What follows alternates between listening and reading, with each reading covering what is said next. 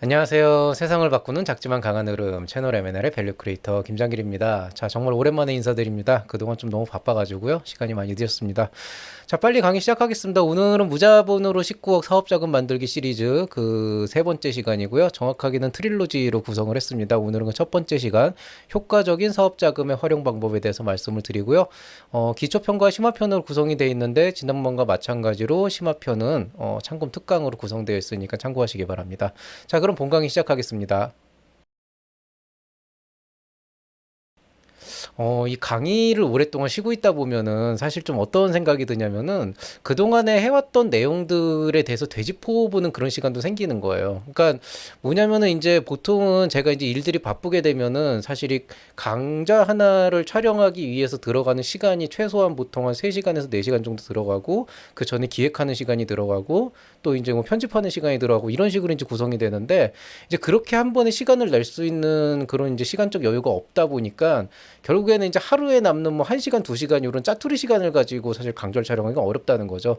근데 그 시간 동안에 이제 예전에 했던 걸 들여다보기도 하고 그러거든요. 그러다 보니까 이제 저번에 제가 했던 강의가 결국에는 사업을 할 때 반드시 고려해야 될 3가지 요소가 돈과 사람과 시간이다. 그런데 실제로 초기 창업자나 예비 창업자들 같은 경우에는 이 돈과 사람과 시간을 어떤 식으로 활용하는지를 배운 적도 없고 그렇다고 실제로 해본 적도 없는 경우가 대다수기 때문에 사실은 어떤 실패나 그런 쓴 고배를 맛볼 수 있는 그런 이 상황에 처하게 되는 거라는 거죠. 그래서 그런 것들을 좀 효과적으로 활용할 수 있게 하기 위해서 어떤 접근을 하면 좋은가를 제가 저번에도 기초편과 심화편을 들어서 한번 얘기를 해드린 적이 있어요. 근데 이제 생각을 해보니까 그렇게 그냥 객관적인 내용만 잡다 보니까 여러분들이 실제로 뭐 무슨 얘기인지 좋은 얘기인지는 알겠는데 저걸 과연 내가 내 사업에 녹여낼 수 있을까라고 하는 그런 고민들을 좀 많이 하시는 것 같아서 조금 더 구체적으로 여러분한테 이 내용을 알려드리는 건 되게 중요한 것 같아요. 왜냐하면은 우리 제자들 같은 경우에도 항상 이 3가지로 고민을 하고 있고 항상 돈을 해결하면 사람이 따라오고 사람을 해결하면 시간이 따라오는 경우는 늘상 있었던 일이기 때문에 오늘 제가 트릴로지라고 했던 거는 오늘은 이제 요 돈, 네, 어떤 효과적인 활용 방법에 대해서 말씀을 드릴 거고, 그 다음 이제 3부작으로 구성돼서 두 번째 시간은 사람, 세 번째 시간은 시간에 대해서 얘기를 할 겁니다. 그래서 원래는 제가 그 이번 강좌를 저번에 돈에 대해서 얘기했으니까 이번에 사람에 대해서 얘기하겠다 이렇게 얘기를 했는데 이게 가만히 강좌 내용을 살펴보니까 지난 강좌가 그 내용이 아니더라고요. 그래서 아예 그냥 트릴로지로 다시 돈부터 시작하겠습니다. 대신 저번에 했던 내용들은 그냥 객관적인 내용이라면 이번엔 조금 더 여러분이 생각해 볼 만한 그런 내용들, 정답을 알려드릴 수는 없지만 조금 내 상황에 빗대어서 한번 생각을 해볼 만한 내용들로 구성을 한번 해보겠습니다. 자, 일단 한 가지 전제 조건은 확실해요. 여러분이 돈이 됐건 사람이 됐건 시간이 됐건 자원을 확보하기 어려운 이유는 실제로 여러분이 그 자원을 어떻게 써야 하는지 모르기 때문인 경우가 되게 많아요. 그러니까 뭐 예를 들어서 사람을 구한다라고 했을 때 나는 IT 개발자를 구한다라고 얘기했지만 IT 개발자 안에는 인베디드 소프트웨어 하는 사람도 있고 웹 개발자도 있고 DB를 하는 사람도 있고 뭐 앱을 개발하는 사람도 있고 앱도 안드로이드 아이폰이 다르고 거기 또 하이브리드 하는 사람도 있고 이게 되게 많거든요. 그리고 그 전공자들이 다 달라요. 마치 기계를 하는 사람이 자동차도 만들고 비행기도 만들고 그러는 건 아닌 것처럼 되게 다양한 자원이 있기 때문에 사실 여러분이 구하려는 게 IT 개발자라 그러면 사실은 누구를 어떻게 구해서 어떤 용도로 활용할지 이 사람에게 어떤 걸 요구할지도 모르기 때문에 사실은 개발자가 안 구해지는 그런 경우가 되게 많거든요. 마찬가지 이유로 돈이나 시간과 같은 자원들 같은 경우에도 여러분이 실제로 어떤 목적으로 이걸 어떻게 활용하겠다라고 하는 게 정의가 안 돼 있다 보니까 구하기도 어려워지게 되는 거죠. 이 돈을 이렇게 써서 이렇게 하겠다라는 얘기가 나와야 정부 지원 사업에서도 뭔가 좀 어떤 거 하나 일관성 있는 그 사업의 어떤 계획을 볼 수가 있는데 그런 내용들이 좀 쉽지가 않다는 거예요. 그래서 사실 여러분이 자원을 어떻게 확보할까를 고민하기 전에 어떻게 보면은 대부분 확보만 되면 어떻게든 쓸 수 있다라고 생각을 하는데 사실은 그 반대가 돼야 되는 거거든요. 내가 어떻게 써야 되기 때문에 어떤 자원을 활용해야겠다. 사실 이게 돼야 되기 때문에 조금 더 구체적으로 여러분이 그 자원을 활용하는 방법에 대해서 고민하라는 의미로 이런 이제 강좌를 구성을 했습니다. 자, 저 이거는 이제 한번 제가 얘기했었죠. 사업 자금은 어떻게 구할까요? 팀빌딩은 어떻게 할까요? 계획을 어떻게 세울까요? 결국에는 돈을 어떻게 구하고 사람을 어떻게 구성하고 그다음에 시간에 따라서 어떻게 마일스톤을 세우고 뭐 이런 종류의 문제가 되는 건데 사실 이거에 대한 해답은 거의 명확하거든요. 사업 자금이야 결국에는 자기 자본을 쓰지 않으면 정부 지원 사업이나 투자 유치 혹은 대출을 통해서 해결할 거고 뭐 팀빌딩이라고 하는 거야 지인 추천을 받거나 창업 네트워킹을 하거나 아니면은 뭐 구인 공고를 내거나 뭐 그런 방법들. 그다음에 이제 계획이라고 하는 것도 뭐 결국엔 시장 분석하는 기관, 제품 기획하는 기관, 시제품 만드는 기관, 마케팅 투자 유치. 사실 이 범주 자체가 벗어나진 않거든요. 그러니까 통상적으로 저도 이제 학교나 이런 데에서 이제 어떤 뭐 창업 특강을 한다 그러면은 요 선에서 벗어나는 얘기를 하기가 되게 힘들어요. 그 정부 지원 사업을 좀 더 구체화시킬 수도 있고 투자 유치에 대한 것도 최근에 동향이나 어떤 방법에 대해서 얘기해 드릴 수도 있고 뭐 시제품 제작도 요즘에 트렌드나 아니면 사람 구하는 방식에 대해서 말씀을 드릴 수도 있지만 사실 그거에 어디까지는 이론적인 부분이고 그걸 막상 이제 여러분이 스스로의 사업에 대입을 하려고 해보면은 생각보다 되게 어려운 일이 된다는 거죠. 그러니까 어떻게 보면은 사실 여러분이 정말 밑도 끝도 없는 사업 계획을 가지고 진짜 단순한 아이디어만 갖고 창업 뭐 멘토링으로 오거나 이렇게 컨설팅으로 오거나 했을 경우에 생각보다 해드릴 수 있는 게 그렇게 많지가 않아요. 왜냐하면은 그냥 사람은 어떻게 구해요? 그러면 뭐 지인을 추천받거나 네트워킹 많이 나가거나 뭐 자금을 미리 확보해서 뭐 구인 공고를 내거나 이러십시오. 자금은 어떻게 확보해요? 그냥 사업계획서 잘 써가지고 투자자를 찾아다니거나 아니면은 뭐 정부 지원 사업 예창패 초창패를 받으시거나 아니면은 뭐 이런 얘기들인 거죠. 그러니까 실제로 보면은 여러분이 나와서 얘기하는 그 정답이라는 게 의외로 보면 답은 다 나와 있는 거죠. 그러니까 창업자들이 선택할 수 있는 어떤 그 선택지가 생각보다 되게 한정돼 있어요. 물론 그나마도 우리나라니까 지금 이 정도가 되는 거죠. 왜냐면은 사실 몇 년 전만 해도 이런 예창패나 초창패 같은 지원 사업이 없었을 때는 생각보다 사업 자금 확보하는 것도 힘들었고 또 창업에 관심 있는 사람들이 좀 적다 보니까 팀빌딩 하는 것도 훨씬 어려웠고요. 뭐 시간에 따라서 뭔가 계획을 짜려 그래도 적절한 수준의 상담을 할 수 있는 컨설턴트도 별로 없었고 뭐 이제 멘토도 없었고 그러니까 이게 사실 많이 인프라가 나아진 건 사실이지만 그거는 이제 우리가 지난 몇 년 동안 걸어왔던 길이 그만큼의 어떤 험난한 길을 걸어오면서 어떤 그 산의 솔루션이 이어져 왔고 이거 되게 긍정적인 일이긴 한데 한편으로 보면은 그럼에도 불구하고 우리 창업자들이 생각할 수 있는 창업에서 생각할 수 있는 선택지는 되게 한정적이 될 수밖에 없다는 겁니다.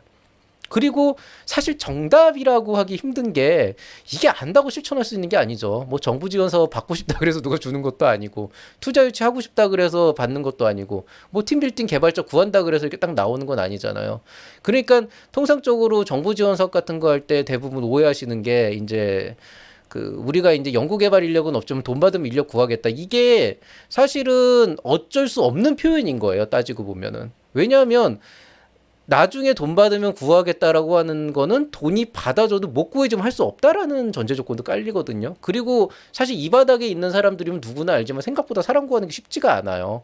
그러니까 이게 아무래도 상대적으로 그 진짜 뭐 똑같이 사람이 없는 상황이라 그러면은 그 안에서 경쟁을 해야 된다 그럼 당연히 좋은 아이템과 계획을 갖고 있는 사람이 뽑히겠지만은 상대적으로 아이템이 조금 처져도 우수한 팀원을 갖고 있으면 여기는 뭔가 실현 가능성이 있으니까 더 올라갈 수밖에 없는 이런 구조도 나오게 되는 거죠.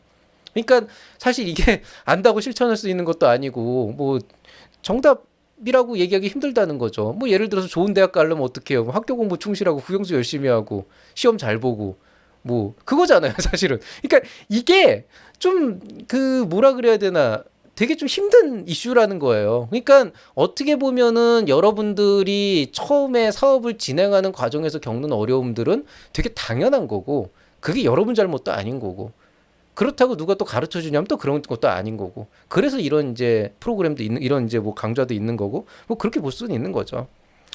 그러니까 여러분이 이제 보통 이제 실천하기 어렵다, 뭐 어렵다 그러면 창업자들의 의지가 약하다는 뜻이냐라고 얘기를 하면은요.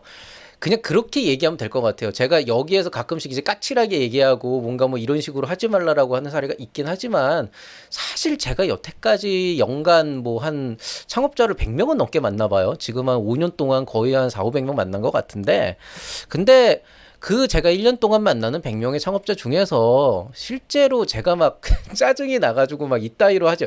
이게 한 네다섯 명이 안 돼요, 사실은. 그러니까 한 95% 정도는 진짜 열심히 해요. 진짜. 그러니까 정말 극히 일부를 제외하면은 한 95% 정도, 제가 다니면서 만나본 창업자들의 95% 정도는 정말 열심히 살고 있어요. 그렇기 때문에 사실은 이건 의지의 문제는 아니라는 거죠. 오히려 정말 열심히 하는데도 그 열심히 하는 것만으로는 사업을 성공하기에 좀 어려운 거예요. 어떤 킥이 있어야 되는 거거든요. 그 킥을 찾아줘야 되는 거예요. 그러니까 결국에는 여러분한테 필요한 거는 진짜 열심히 하는 그 노력 안에 여러분이 어떤 하나의 그 창업에서 성공할 수 있는 그 킥을 만들어서 그것을 가져가기 위해서 어떻게 자원을 활용할지를 고민하고 거기에서 그 자원을 확보하는 방법을 찾아내서 그걸 여러분의 사업에 녹여내야 되는데, 근데 이게 사람마다 다르다는 거죠. 신약 개발을 하는 사람과 쇼핑몰을 운영하는 사람과 그 다음에 무슨 오토바이를 만들어서 파는 사람의 비즈니스 모델이 같을 수도 없고, 그 자금을 충당하는 방법이 같을 수도 없고, 동일한 선상에서 출발할 수도 없는 거죠. 패션 쇼핑몰을 운영하겠다는 사람은 상대적으로 조금 시작 자체는 좀 뭐 지원 자금이나 이런 걸 받기는 쉽지 않을 수도 있지만, 일단 안착을 하면 생각보다 빨리 수익을 뽑아낼 수가 있는 거고요. 신약 개발하는 사람들은 많은 기대를 받고 성장할 수도 있지만 사실은 임상이 끝날 때까지는 또 알 수가 없는 부분도 있는 거거든요. 실험적으로 논문적으로 증명이 됐다 그래도 그게 사람한테 쓰였을 때 어떤 일이 일어날지 또 알 수도 없는 거고. 그러니까 이게 사업의 정답이 없는 거죠. 그러니까 단순히 의지박약이나 열심히 살지 않았다는 아니에요. 사실 여러분은 충분히 열심히 살고 있고 고민도 많이 하고 있고, 제가 가끔가다 까칠하게 얘기하는 사람은 진짜 전체 5% 미만인데, 근데 이제 각각의 상황에 맞게 정확하게 그 사람한테 맞는 어떤 킥 솔루션을 줘야 되는데 그게 지금 없는 게 사실은 문제인 거죠. 그러니까 이제 중요한 거는 그럼 도대체 나한테 적합한 자원의 활용 방법은 무엇이냐, 나한테 적용될 수 있는 어떤 하나의 킥을 만들 수 있는 핵심 역량이 무엇이고 비즈니스 모델이 무엇이고 그걸 할 수 있는 어떤 그 계획을 어떻게 세워야 되냐라고 하는 거는 현실적으로는 사실 결국엔 여러분이 해봐야 하는 것도 있어요. 즉 여러분이 직접 몸으로 부딪히고 겪어가면서 습득하는 게 사실은 가장 확실하긴 하죠. 다만 이제 문제는 뭐냐면, 그렇다고 이거저거 다 해보다 보면은 자원은 한정돼 있잖아요. 나의 시간도 정해져 있고 나의 돈도 정해져 있고 나의 사람들도 정해져 있는데, 거기에서 내가 이거 해보고 싶다 저거 해보고 싶다 해서 리스크를 다 껴안고 가는 거는 되게 위험하다는 거죠. 실제로 이런 식으로 막 하고 싶은 거 마음대로 하다가 사실 자리를 못 잡는 경우도 되게 많아요. 그래서 상당히 신중할 필요는 있게 되는 그런 상황이 이제 되는 겁니다. 자, 그러면은 이런 것들을 바탕으로 해서 이제 우리가 지금부터 세 가지 요소, 사업 자금과 인적 자원, 즉 이제 사람이죠. 그 다음에 그 시간 관리에 대해서 어떻게 하면 효과적으로 활용할 수 있는지, 이런 것들에 대해서 지금 이제 말씀을 드리게 될 건데요. 지금부터 얘기를 하는 거는 어떤 뭐 나라 돈이네 뭐네 이런 돈의 중요성도 아니고, 그 다음에 뭐 사람을 어떤 인간적인 신뢰관계로 뭘 구축하고 이런 얘기를 하고 싶은 것도 아니고요. 뭐 시간을 뭐 어떻게 칼같이 지키고 이런 얘기를 하고 싶은 것도 아니고, 정말 이 세 가지 요소를 자원으로서 어떻게 활용하고 내가 이것들을 사업에서 어떻게 이해하는가에 대해서 말씀을 드릴 거예요. 오늘 그 첫 번째 시간으로 사업 자금의 활용 방법에 대해서 말씀을 드리겠습니다. 자, 사업 자금을 활용할 때 저는 항상 하는 얘기가 있죠. 모든 사업은 투입이 우선이고요. 그 다음에 그 결과가 나오게 돼 있습니다. 즉 여러분이 매출을 올리기 위해서는 그 매출을 올리기까지 뭔가를 해야 되는 거죠. 김밥 하나를 팔기 위해서도 김밥 속재료를 사서 다듬어야 되니까 재료값과 여러분의 인건비와 시간이 들어가게 되는 거죠. 커피를 팔기 위해서도 커피를 사는 시간, 파는 장소를 만들어야 되고, 뽑는 기계도 있어야 되고, 그걸 뽑아야 되고, 그 뽑는 동안에 여러분의 스킬도 향상이 돼야 되니까 거기에도 모든 인적 자원과 그 자금, 그 돈과 그 다음에 이제 시간도 다 들어가게 되는 거거든요. 결국 모든 사업은 투입이 먼저예요. 여러분이 1억 원을 벌기 위해서는 7천만 원을 써야 됩니다. 그럼 이제 7천만 원을 어떻게 써야 될까를 고민해야 되는 거죠. 왜 7천만 원이냐? 이제 예비 창업 패키지는 평균 5천만 원 정도 하고요. 이제 초기 창업 패키지나 청창사가 실제 이제 사업에서 조금 더 킥을 만들 수 있는 요소인 거죠. 예창패는 사실은 킥이 무엇인지 확인하는 과정이라고 저는 보고 있거든요. 왜냐하면은 사업자 등록해서 이제 막 자리 잡기도 힘든 사람들이고, 이 아이디어가 될 거라고 생각을 했다가 계속 좌충우돌하면서 시행착오를 겪는 분들인데, 거기에서 내 킥을 살린다는 건 쉽지가 않아요. 극히 일부 운이 좋은 분들을 빼면은 실제로는 내 킥이 무엇인지, 나의 킥 아이템이 뭐고 킥 테크놀로지가 무엇이고 그게 어떤 것인지를 찾아가는 게 결국에 가장 중요한 거기 때문에, 저는 한 초창패 정도에서부터 실제로 여러분이 자원을 효과적으로 활용하는 방법이 그때 꽃을 핀다고 생각하고요. 예창패 때는 뭐 시행착오죠 사실은. 예. 그럼 이제 한번 이렇게 생각해 봅시다. 자, 여러분이 초기 창업 패키지나 청년 창업 사관학교 혹은 투자 유치 자금으로 한 7천만 원 정도 받았단 말이에요. 이걸 잘못 쓰면 어떤 일이 생길까요? 그냥 망한다? 뭐 아니면 뭐 신불자가 된다? 자, 이런 거는 제가 좀 그 경각심에서 얘기를 한 거고 실제로는 회사에 어떤 일이 생기냐에 대해서 조금 한번 고민을 해봅시다. 그래서 제가 사례 연구를 몇 개를 갖고 왔어요. 자, 일단 첫 번째 사례 연구인데요. 아, 참, 이 양반은 제가 매번 아이템이 좀, 그러니까 왜냐면 이게 그 회사의 정보를 막기 위해서 제가 사실은 아이템 분야도 바뀌고, 그 다음에 그 회사의 뭐 어떤 이름이나 방향성도 다 바꿔서 얘기를 해요. 그러니까 이런 일이 실제로 있었던 건 사실이지만은 어쩔 때는 이 회사가 게임 회사가 됐다가 앱 회사가 됐다가 뭐 다른 어떤 회사가 플랫폼 회사가 됐다가 이러거든요. 근데 이 회사도 사실은 마찬가지예요. 저랑 직접적인 인연은 없었고, 제가 이제 예비 창업 패키지 평가 자리에서 만났는데, 뭐, 이 사람은 그냥 사골처럼 우려먹는 것 같아. 그래서 간단하게 얘기를 할게요. 어쨌든 이번에는 제가 게임으로 설정했는데, 어쨌든 소프트웨어 쪽에 게임을 개발하는 사람이고, 이 사람은 이제 굉장히 유수의 게임 회사에서 있다가, 거기에서 알게 된 다른 이제 직원들 3명과 팀을 꾸려서, 이른바 한 토탈 경력이 30년이 넘어가는 그런 사람들이 모여서 드림팀을 구성해서 게임 회사를 만들고 예비 창업 패키지를 받았다는 거죠. 게임을 만들었는데 이 사람이 그날 와서 했던 얘기는 그거예요. 게임 잘 만들었어요. 굉장히 잘 만들었고 시제품 잘 만들었고 본인은 자기는 사람들이 그래픽 예쁘고 재미만 있으면 모든 사람들이 다 할 줄 알았다. 근데 아니더라. 그래서 다음번엔 좀 더 시장성을 고려해야겠다. 뭐 여기까지는 실제로 흔히들 있을 수 있는 일이죠. 다만 이제 제가 그때도 얘기했던 것처럼 안타까웠던 거는 통상 경력 30년이 넘어가는 전문가들이 재밌으면 사람들이 쓸 줄 알았다라고 하는 거는 사실은 어떻게 보면 오만일 수도 있고 그 다음에 납득이 안 되는 요소기는 한 거죠. 근데 이것도 사실은 그 나온 사람들의 생각을 분석해 보면 충분히 있을 법한 일인 거죠. 그러니까 무슨 얘기냐면은 이 사람들이 굳이 잘 나가는 대기업에 해당하는 게임사를 때려치고 나와서 창업을 했다는 거는 한편으로는 우리가 정말 하고 싶은 그런 어떤 일들을 하기 위해서 나왔을 수도 있지만 아마 기존에 있던 게임 회사에서 자기들의 어떤 꿈을 펼치거나 이상을 펼치기에 적합하지 않다고 판단을 했겠죠. 쉽게 얘기해서 불만이 쌓였던 거예요. 근데 이게 사람이 되게 간사해요. 실제로 이 사람들이 한 게임 회사에 10년 정도 있었다 그러면 망한 아이템들도 있었지만은 성공한 아이템들도 있었을 것이고 그 사이사이에 보면은 이제 어떤 경우에는 자기 예상대로 성공한 아이템이 있고 자기 예상대로 망한 아이템도 있고 자기 예상과 달리 성공한 아이템도 있고 자기 예상과 달리 망한 아이템도 있었을 거라는 거죠. 근데 이 사람들은 아마 거기에 대해서 오랜 기간 동안 쌓여온 기억력 중에서 자기들한테 유리한 내용을 빼고 나머지를 이렇게 좀 뒤로 밀어놨을 가능성이 있어요. 즉 뭐냐면은 자기네들의 예상에 맞춰서 성공한 게임은 우리 예상대로 이렇게 됐어. 그 다음에 자기네들의 예상과 같이 실패한 아이템은 그래서 내가 이걸 반대했는데 저희가 실패를 한 거야. 이렇게 얘기를 한 거죠.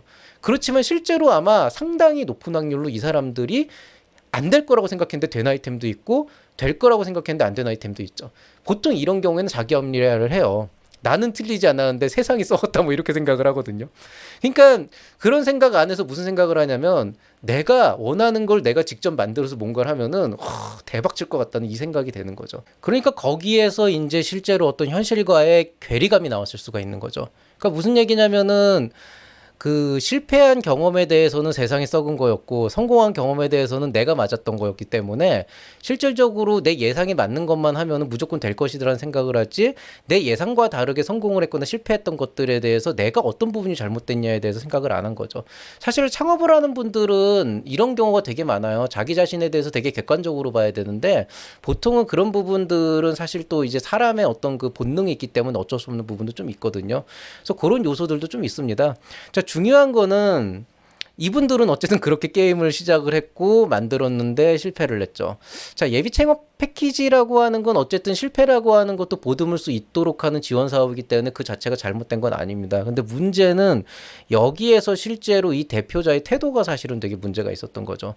뭐냐면은 그 모든 과정에서 자기가 잘못한 게 하나도 없었던 거예요. 그냥 좋은 경험했다. 이거는 실패를 위한 어떤 좋은 도약이다 얘기를 했는데 여기에서 자기 자신의 성찰이 없는 건 되게 중요한 일이 되는 거죠. 무슨 얘기냐? 미래를 생각을 안 했다는 거죠. 이분이 그 나라에서 가졌던 불만은 왜 예비 창업 패키지에선 대표자 월급을 주지 않느냐. 나 너무 힘들었다요.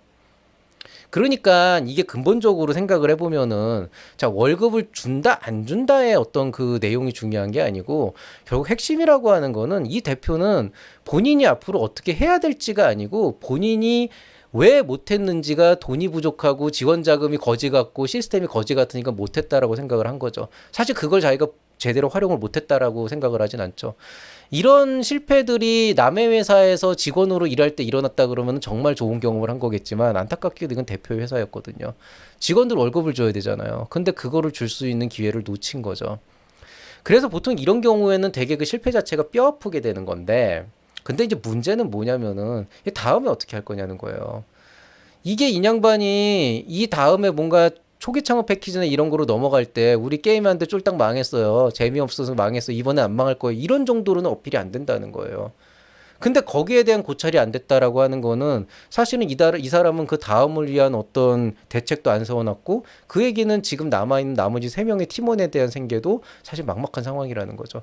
그래서 모르겠습니다. 아마 결국에는 먹고 살아야 되니까 사람은 어떻게든 먹고 살아야 되니까 뭐 아마도 외주를 띄거나 해가지고 어느 정도의 캐시카우를 확보하고 다시 사업을 시작했다 그러면은 결국에는 그렇게 이제 시행착오를 겪어가면서 또 성공하는 회사로 또 2, 3년 만에 또 다시 올라갈 수도 있었을 거고요. 아니었을 수도 있는데 사실 그 이후로 제가 본 적은 없기 때문에 어떻게 얘기할지는 모르겠습니다. 다만 그때는 많이 아쉽기는 했어요. 자, 그다음에 이제 두 번째 같은 경우는 여기는 실제로 제가 가르쳤던 팀 중에 하나였는데 이제 쇼핑몰 운영, 쇼핑몰이 아닐 수도 있지만 쇼핑몰이라고 할게요. 쇼핑몰 운영을 하는 데였는데 여기는 약간 어떤 게 있었냐면은 저는 이 아이템을 되게 좋게 봤어요. 성공할 거라고 봤어요. 왜냐면은 일단 아이템이 너무 좋기도 했지만 일단 이분들은 자기네 인프라가 있었어요. 그러니까 자기네들이 기본적으로 기존에 활동하고 있던 어떤 그 동호회 그 클럽이 있었고, 거기에 자기네들이 어떤 핵심적인 역할을 하고 있기 때문에 이 제품을 판매해서 이쪽에다 넣게 되면은 거기서 실제로 필요하다는 사람들이 있으니까 그쪽을 통해서 어떤 매출이 발생할 거라고 생각을 했고, 이 아이템 자체가 그렇게 흔한 건 아니고 특정 계층을 위한 아이템인데 그 동호회에 또 어떤 커넥션이 있고 인프라가 있다라고 했기 때문에 내 생각에도 이쪽 분야에서 이런 아이템 이 사람들이 제대로만 하면 구현도 굉장히 쉬운 아이템이었거든요. 그러니까 쇼핑몰만 제대로 해서 어떤 서비스를 제대로 이제 제공을 하면은 뭔가 나올 수 있을 거라고 생각을 했죠. 예비 창업 패키지가 선정이 됐어요. 되고 나서 한동안 연락이 없었는데 1년 뒤에 연락이 오더니 갑자기 그런 얘기를 하더라고요. 자기네 쇼핑몰에 AI 솔루션을 도입해야 되는데 이거 개발해줄 교수님 있냐고. 왜냐하면 자기네 지금 그 지원 사업 받아야 된다는 거예요. 협업을 해야 된대, 대학교 교수님하고. 문제는 뭐냐, 이 회사가 제 기대와는 다르게 1년 뒤, 1년 반 뒤의 모습을 보니까 매출이 안 났어요. 그러면은 당연히 나오는 질문이 있죠. 자, 좋아요 대표님, AI 솔루션으로 맞춤형 서비스를 제공하겠다는 것도 뭐 아이디어로는 나쁘지 않습니다. 근데 지금 우리 회사가 매출이 안 나오는 이유가 AI 솔루션이 없기 때문이라고 저는 생각하지 않아요. 반대로 얘기해서 AI 솔루션이 나온다고 대표님의 회사가 클 것 같지도 않아요. 결국에는 지금 여기에다 이거 도입하겠다고 한 거는 그냥 회사에 돈이 없고 먹고는 살아야겠으니까 정부 지원 사업 받아서 쓰겠다는 건데, 이게 당신들한테 1년 연명하는 거 이외에 어떤 의미가 있냐라고 얘기를 했을 때 이 사람이 얘기하는 건 한푼이 아쉽다. 자, 일단은 그 돈의 활용 방법이나 태도도 잘못됐지만 그 전에 저는 거기에 집중을 했어요. 왜 이 될 것 같은 아이템이 안 됐을까? 거짓을 말한 거예요. 거짓을 말했다는 건 저에게 거짓말을 한 게 아니라는 거고, 본인이 본인 스스로에게 거짓을 말한 거예요. 무슨 얘기냐? 본인은 동호회에서 핵심적인 역할을 하고 있고 이쪽에다가 물건을 팔면은 겁내 잘 팔려가지고 내가 대박을 칠 거라고 생각을 했지만 그 정도 역량이 있는 사람이 아니었던 거죠. 그냥 거기서 형, 언니, 동생을 하던 사람이었고, 이 사람들이 나랑 친하다고 한 번쯤 물건을 사줄 수는 있지만은 계속 지속적인 매출을 올려줄 수 있는 그런 대상이 되질 않았다는 거죠. 즉 시장에 대한 조사나 이해 자체도 안 돼 있고, 저는 뭐 그냥 그렇다고 하니까, 그러니까 저는 그런가 보다 생각을 한 건데, 사실은 알고 보니까 이 사람들이 그거보다는 훨씬 더 부족하고 준비가 안 돼 있고 시장의 인프라를 가지고 있지도 않은데 본인들이 가지고 있다고 믿은 거죠. 거기에서 페인이 나왔죠. 결국에는 그걸 가지고 있다고 꾹꾹 믿은 상태에서 자금의 활용 방안을 일단 만들면은 팔 수 있어. 이런 식으로 생각을 해버리니까 실제로는 시제품 이 플랫폼을 만들고 재료로 재고로 확보하는 과정에서 이 고객들과의 소통을 통해서 계속 지속적으로 이런 걸 하고 있다라고 하는 걸 통해서 어느 정도 이렇게 그 이해관계가 좁혀졌을 때 거기에 맞춰서 런칭을 해야 되는데 이쪽 부분을 깨끗하게 빼버리고 그냥 만들면 팔릴 거니까 그냥 이거 만드는 데만 올인을 한 거죠. 그러다가 이제 기간은 지나갔고 플랫폼은 나왔지만 매출은 전혀 안 나오고 매출도 안 나오고 플랫폼도 안 나오는데 이미 동호회에서 팔겠다고 했는데 동호회 사질 않고 그러니까 남들한테 그 어떤 제시할 수 있는 어떤 그런 킥이 사라지고 차별성이 사라지고 그러니 당연히 초기 창업 패키지가 될 리가 없고 다른 지원 사업도 될 리가 없고 그러니까 이제 하려는 게 여기에다 AI 집어넣으면 첨단 기술 메가 트렌드 들어가니까 지원 사업 받을 수 있겠구나. 그게 무슨 의미가 있냐는 거죠. 그렇게 AI 집어넣으면 사람들이 살 것 같아요? 안 사거든요. 그러니까 이렇게 보통 이제 잘못 잡는 경우도 있게 된다는 거죠. 자, 그 다음에 이제 여기는 그 제가 음식으로 했지만 이제 음식을 만드는 아이템은 아니고요. 이제 좀 요건 좀 다른 얘기를 해야 되는데, 자, 어떤 요리 레시피를 만드는 사람이 있었다고 칩시다. 아이템이 좋았어요. 되게 이것도 킥이 있는 사람인데, 이 사람은 아마 제가 지금 트릴로지 작성하는 이 1, 2, 3, 돈, 사람, 시간에 다 들어갈 겁니다. 정말 사골보다 더 안타까운 케이스인데, 사람이 좋아요. 심지어 어떤 얘기까지 나왔냐면은 저 사람은 다 좋아. 사업만 안 하면 돼. 이 얘기가 나왔어요. 왜 그랬냐. 사람이 못됐거나 나태하되거나 아니면은 다른 어떤 그 뭐라 그래야 되나 근본적인 문제가 있다거나 이런 종류의 문제는 아니에요. 다만 다른 사람에 대한 의존도가 굉장히 높았어요. 왜 의존도가 높았냐. 본인이 너무 많은 걸 끌어안고 있어요. 한두 가지 일을 하는 게 아니고 뭐 직장부터 뭐 직장도 한두 개가 아니고 여러 개를 동시에 진행을 하다 보니까 이게 선택과 집중이라는 말을 꺼내는 것도 사실 의미가 없는 게 이건 뭐 선택을 할 수 있는 상황도 아닌 거예요. 그냥 완전히 다른 스펙트럼의 일을 한 7, 8가지를 하는데 그 어느 하나가 제대로 될 리가 없는 거죠. 반대로 얘기하면 본인은 나름대로 열심히 하고 있다고 하지만 그 나름대로 열심히 하고 있는 하나하나의 그 영역을 파고들어 보면은 거기에 올인하고 있는 사람이 그 영역에 누군가 다 있는 거예요. 그럼 이게 제대로 될 리가 없다는 거죠. 이런 케이스가 있었죠. 예비 창업 패키지 받았어요. 왜? 사람도 괜찮고 신뢰감도 가고 아이템도 좋고 시장도 괜찮고 이 사람의 전문성도 있고 안 줄 이유가 없었거든요. 받았어요. 예비 창업 패키지를 받았고 그걸 받고 진행을 했어요. 근데 그 예비 창업 패키지 뭐 5천이었나 6천이었나 받았는데 그 돈을 그냥 외주하는데 일부 쓰고 나머지 사람 이제 써가지고 고용하는데 일부 쓰고 본인이 그 사업에 전념을 하질 못한 거죠. 그게 이제 다른 일들 하느라고. 사람이 스펙트럼이 그 정도까지 넓어지게 되면은 그 돈을 쓴다는 게 그냥 자기의 시간을 아끼기 위해서 다른 사람을 쓰는데 돈을 쓰게 된다는 거죠. 근데 나의 영역을 벗어난 사람들이 하는 일이라 내가 정기적으로 체크를 못하는 그런 사람들이 하는 일이라 약간 그러니까 안 좋은 의미로 사장놀이를 한 거예요. 내가 하는 일은 그냥 내가 해야 될 일만 요만큼 하고 나머지는 돈 줬으니까 나는 요만큼도 신경을 안 쓴 거예요. 그냥 사장처럼 그때그때 점검해보고 이거 왜 이렇게 돼서 막 따지고 이런 식으로 간 거죠. 그리고 그것 때문에 스트레스 받고. 근데 사실 여러분이 그런 건 알고 있어야 돼요. 이거는 단순히 시간의 문제라기보다는 그런 거예요. 여러분이 누군가 사람을 쓰려면은 그 사람이 쓰는 시간만큼 여러분의 시간도 써야 된다고요. 근데 통상적으로 보면은 누군가를 쓰는 시간만큼 내가 그에 합당한 시간을 쓰질 않았기 때문에 실제로는 결과물적으로 봤을 때는 보통 그 뭐라 그래야 되나 자금을 가지고 그런 어떤 나의 노동력을 대체하는 용도로 썼기 때문에 실제로는 효과가 안 나온 거죠. 원래 자금이라고 하는 건 나의 시간과 나의 노력과 다른 사람과의 시너지와 같이 뭉쳐져서 날아가는 어떤 하나의 그 킥으로 탁 승화가 돼야 되는데 이 경우에 그냥 돈을 쓴 게 되는 거죠. 그러니까 시제품도 얼기설기 나왔고 초창패가 될 리도 없고요. 그나마 있던 사람도 나갔고 그러니까 이제는 더 이상 할 수 있는 게 없는 거예요. 그러니까 아직까지도 보면은 되게 나름대로 열심히 하고는 있는데 이제 그게 다인 거죠. 왜냐하면 이런 사람들은 믿음을 얻지를 못해요. 예. 사업이라고 하는 건 대표자 혼인이 우뚝 서야 되는데 아주 간단한 거예요. 이 사람은 뭔가 사업을 하다가도 갑자기 회사에 무슨 일이 생기거나 다른 어떤 무슨 일이 생기면은 그거 먼저 처리하여 가야 되는 사람이에요. 그럼 누가 이 회사를 믿고 일을 맡기겠냐는 거죠. 그러니까 이런 경우도 사실은 돈을 제대로 못 쓴 케이스가 되는 거죠. 사실은 돈을 쓰기 위해선 그 돈을 쓰기 위한 자세도 돼 있어야 되는데 그게 이제 어그러지고 그냥 단순히 그냥 그 뭐라 그래야 되나 나 사업에 돈이 필요한데 그 돈이 왔으니까 그 돈을 그냥 이거 만드는데 쓰고 이거 만들고 나면 다음에 이거 해야지 이렇게 생각을 한 거죠. 그렇지만 그 안에 자기의 역할이 그렇게 많지가 않았던 거예요. 그러니까 이런 것들이 사실은 실질적으로 이제 또 실패 사례 중에 하나로 볼 수가 있죠. 이거는 참 안타까운 케이스일 수도 있고 아닐 수도 있는데 예비 창업 패키지를 하는 과정에서 이제 3D 프린터 관련 뭐 기존에 있는 3D 프린터가 안 되는 거를 우리가 이렇게 해가지고 하겠다라고 해서 3D 프린터 관련 이제 그 제품들을 만드는 회사 였었겠죠. 그런 회사가 있었다고 칩시다.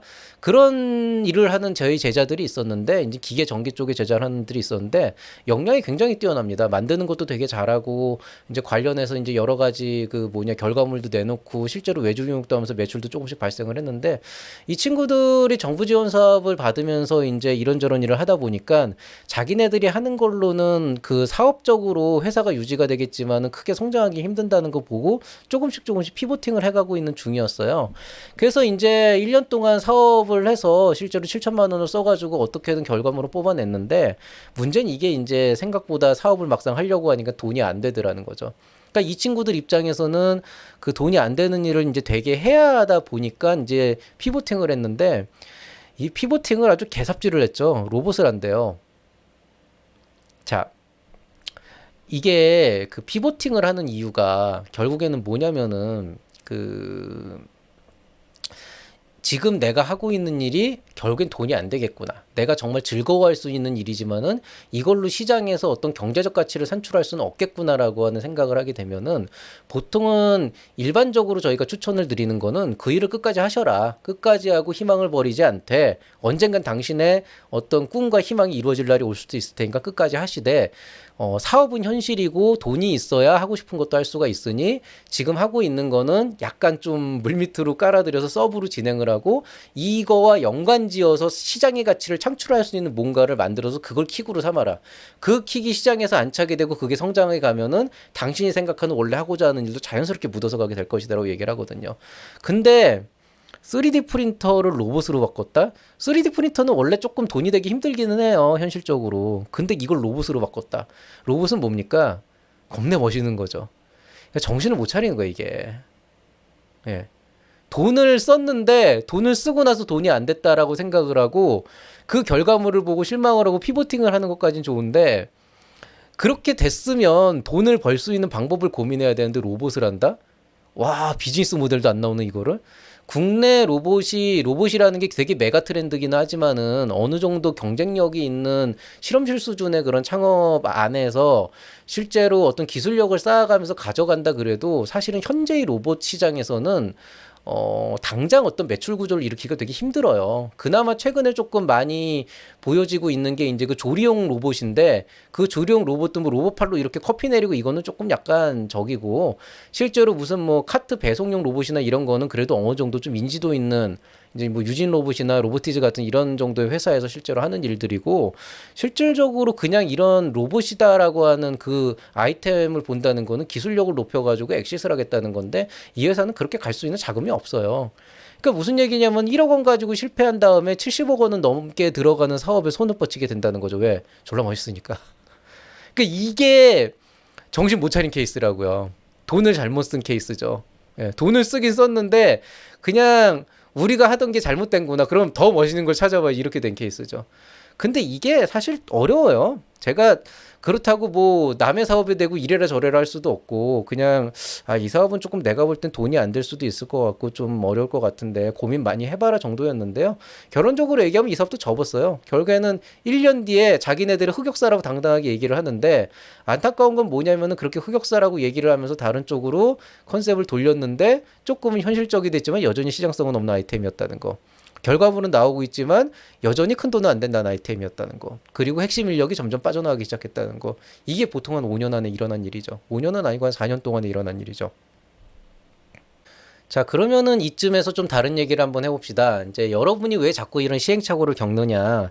오늘 마침 우연히도 제 제자 중에 한 명이 지원 자금을 받게 됐는데 그 이제 신보에서 대출을 받게 됐는데 그 자금을 어떻게 써야 될지 좀 의문이 들어서 너무 리스크도 큰 것 같고 이걸 그럼 내가 어떻게 활용해야 될지라고 하는 거에 대해서 고민을 해서 저한테 이제 연락을 했더라고요. 이 친구한테 제가 설명을 했던 게 있어요. 자, 일단 첫 번째 자금의 활용 방법에 대해선 금융 지원 자금이 됐건 정부 지원 사업이 됐건 투자 자금이 됐건 간에 자, 리스크는 항상 있다. 자, 중요한 건 아낄 때는 확실히 아껴야 되지만 쓸 때 절대 돈을 아끼면 안 된다라는 말을 했거든요. 자, 근데 그 얘기를 하기 전에 리스크에 대해서 한번 우리가 다시 얘기해 봅시다. 우리가 흔히 하이 리스크, 하이 리턴이라고 그러잖아요. 하이 리스크라고 하는 거에 대해서 여러분이 오해를 하고 있는 게 있어요. 보통 하이 리스크라 그러면은 위험이 크다는 건데 위험 부담이 크다라고 하는 거는 언제 어느 순간에 콱 죽어버릴지도 모른다 정도의 어떤 되게 큰 거를 우리가 하이 리스크가 걸린 일이라고 얘기를 하죠. 근데 이건 이런 거예요. 만약에 그냥 단순히 결과 자체가 감당할 수 없을 정도로 너무 크기 때문에 하이리스크다라고 얘기를 한다 그러면 우리는 사실은 하이리스크를 피하기 위해서 비행기도 타면 안 되고 자동차도 타면 안 되고 전철도 타면 안 되고 지금 이 건물 안에 있어도 안 돼요. 왜? 건물 무너지면 죽잖아요. 비행기 추락하면 죽잖아요. 그만큼 하이리스크가 어디 있어요? 차가 가다 사고 나면은 여러 사람이 다치고 막 아비규환이 되잖아요. 그것만큼 하이리스크가 어디 있어요? 근데 우리들은 여전히 건물 안에서 밥을 먹고 비행기를 타고 여행을 다니고 차를 타고 다니잖아요. 그걸 하이리스크라고 하는 게 아니에요. 하이리스크, 하이리턴에서 얘기하는 리스크는 사실은 확률에 대한 문제가 더 큰 거라고요. 비행기를 타다가 추락하면은 사고가 나면은 당연히 그 자리에서 즉사를 할 수밖에 없는 리스크가 굉장히 크지만 과연 그 확률이 어떻게 될까? 자동차를 타고 다니면서 사고가 날 확률은 뭐 비행기보단 적긴 하지만 어쨌든 위험하긴 하죠. 그렇지만 그 확률이 얼마나 될까? 반대로 얘기를 하면은 그런 정도의 확률로서 여러분 사업이 망할 수가 있다. 예를 들어서 이런 거죠. 내가 100억 정도를 들이면은 한 10억 정도의 이득 아니다. 100억 정도를 들이면은 1억 정도의 이득을 얻을 수 있는 그런 일이 있다고 칩시다. 근데 이게 리스크가 0.0000001% 로또보다 낮아요. 그러니까 이거는 거의 100억을 들이면 1억을 벌 수가 있어요. 그러면 이거는 사채를 끌어다 써서라도 어떻게든 해야 되는 일이 되는 거죠. 물론 이제 계산기 두들겨봐서 왜 설사 내가 100억을 어디선가 빌려서 뭐 사람들한테 뭐 투자금을 모집하고 뭔가를 빌려서 100억 원을 갖고 오더라도 그 중에서 9천만 원을 다시 환수를 하더라도 1,000만 원이 나한테 남는 거잖아요. 이런 걸 우리가 보통 리스크라고 하진 않아요. 오히려 리스크라고 하는 의미는 어떤 의미로 보통 보면 되냐면은 설사 예를 들어서 이런 거죠. 코인 같은 것도 대표적인 리스크 중에 하나인 건데 하이 리스크 중에 하나인 건데 간단한 거죠. 자, 내가 1,000만 원을 투자해. 대박을 쳤을 때 1억 원을 벌 수가 있어. 10배를 벌 수가 있어. 그렇지만은 상당히 높은 확률로 반토막이야. 그러면은 이거는 하이 리스크가 되는 거예요. 왜냐면은 1,000만 원을 1억으로 불리는 것보다 1,000만 원을 500만 원으로 만드는 게 훨씬 더 쉽거든요. 훨씬 더 확률이 높거든요. 그럼 이게 하이리스크가 되는 거예요. 대신에 1,000만 원을 500만 원으로 떨어뜨릴 확률을 어떻게든 줄여서 내가 되는 걸로 만들면은 10배 1억 원을 벌 수 있으니까 그땐 하이 리턴이 되는 거죠. 근데 여러분이 여기에 대해서 인지를 못하는 거죠. 여러분은 실제로 돈이 있고 없고라고 하는 거에 대해서 되게 그 단순하게 생각을 해요. 여러분이 예비 창업 패키지나 초기 창업 패키지에서 5천만 원이나 7천만 원의 사업 자금을 받게 되면은 여러분은 여러분이 생각하는 리스크는 그 돈을 잃는 거라고 생각을 해요. 그리고 그 돈을 다 써서 아무것도 안 나오면은 그게 리스크라고 생각을 해요. 그건 리스크가 아니에요. 그냥 당연한 일인 거죠. 중요한 거는 여러분이 자금 5천만 원을 받고 7천만 원을 받고 여전히 여러분의 사업 모델은 성공할지 안 할지 알 수가 없다는 거죠. 여전히 여러분의 리스크 요인은 그 변하지 않는다는 겁니다. 문제는 뭐냐? 그 리스크가 자칫 잘못해서 커지게 될 때는 그 7천만 원 정도를 쓰고 끝나는 게 아니고 주변의 인간관계가 나빠질 수가 있고 사회적으로 매장이 될 수도 있고 심한 경우에는 아니면은 진짜 1년이라는 시간을 날리면서 여러분의 경력이 다 끊기면서 실제로는 정부 지원 사업에 목매서 갈 수밖에 없는 그런 좀비 기업이 될 수도 있는 거죠. 중요한 거는 여러분에게는 예창패를 받건 초창패를 받건 조금 지원 사업이 생겼으니까 지원 자금이 생기니까 조금 낮이긴 했지만 여전히 사업에 대한 리스크는 고스란히 남아 있어요. 중요한 건 그럼 그 안에서 여러분이 선택해야 되는 건 뭐냐? 7천만 원을 아껴 쓴다? 1억 원을 아껴 쓴다? 3억 원을 아껴 쓴다? 아니죠. 여러분은 그 돈을 아껴 쓰는 게 중요한 게 아니고 그 돈을 어떻게 써야 된다는 거죠. 어떻게 써야 되냐는 건 어떤 얘기냐면은 이 돈을 내가 시제품 만드는데 올인을 했어. 마케팅에 올인을 했어라고 하게 되면은 그게 실패했을 때의 리스크가 분명히 옵니다. 그 리스크를 내가 감당할 수 있냐는 거예요. 1억 원을 다 써서 날라갔어도 내가 어떻게든 다른 방법을 통해서 만회를 할 수 있다 그러면 여러분이 감당을 할 수가 있는 겁니다. 그리고 이거는 되게 심적인 부담하고도 연관이 돼요. 어떤 사람은 1억 원을 우습지 않게 써버리고도 아무렇지도 않은 사람이 있죠. 강철의 심장을, 야수의 심장을 갖고 있는 사람도 있지만 어떤 사람은 내 손에 있는 5천만 원 중에서 100만 원만 써도 막 그 잔고 떨어지는 것 때문에 막 심장이 두근두근 거리는 사람들도 있어요. 이런 사람들은 되게 조심스럽기도 하고 생각보다 큰 일을 만들진 않지만은 야금야금 가랑비 옷 젖듯이 돈 쓰다가 그냥 끝나고 아무것도 안 남는 경우도 되게 많아요. 이게 되게 힘들어요. 주식하고 비슷하거든요. 예. 주식도 결국에는 큰 돈을 넣어야 큰 돈을 벌 수밖에 없어요. 어차피 수익률이라고 하는 거는 10%, 20%, 30% 정해져 있기 마련이고 통상적으로 그 안에서 결국에는 여러분이 10%의 확률을 수익을 확실하게 올릴 수 있다 그러면은 결국에는 억대는 움직여야 의미 있는 수익률이 나오게 된다는 거죠. 근데 이제 보통은 억대로 움직일 수가 없는 거죠. 왜냐하면 감당이 안 되거든, 심장이. 근데 그 야수의 심장을 갖고 있는 사람도 그걸 감당을 한다는 거죠. 자, 여러분한테 야수의 심장을 가지라는 얘기는 아니에요. 저도 못해요, 그거는. 제가 사업을 크게 못하는 이유는 저는 쫄보기 때문에 사실은 그렇게까지 크게 할 수가 없어요. 근데 중요한 건 그거죠. 저는 선을 긋은 거예요. 여기까지가 내가 감당할 수 있는 리스크다. 자, 여러분이 감당할 수 있는 하이 리스크는 어디까지인가? 이게 일단 첫 번째가 돼야 되는 거죠. 그러면은 이제 여러분이 생각해야 되는 거는 뭡니까? 자, 그러면은 그 리스크를 내가 어디까지 감당할 수 있는가를 판단을 했다면, 그럼 그 리스크를 조금이라도 더 최소화할 수 있는 그런 자금의 활용 방법에 대해서 고민을 해봐야 되겠죠. 그거를 지금부터 심화편에서 다루도록 하겠습니다. 링크로 접속을 하시면 되고요. 잠시 후에 다시 한번 인사드리겠습니다. 자, 기본편만 들으신 분들은 오늘 여기서 인사드릴게요. 모두들 편안한 하루 보내시기 바랍니다. 수고하셨습니다. 이상 채널 MLN의 밸류 크리에이터 김장일이었습니다. 감사합니다.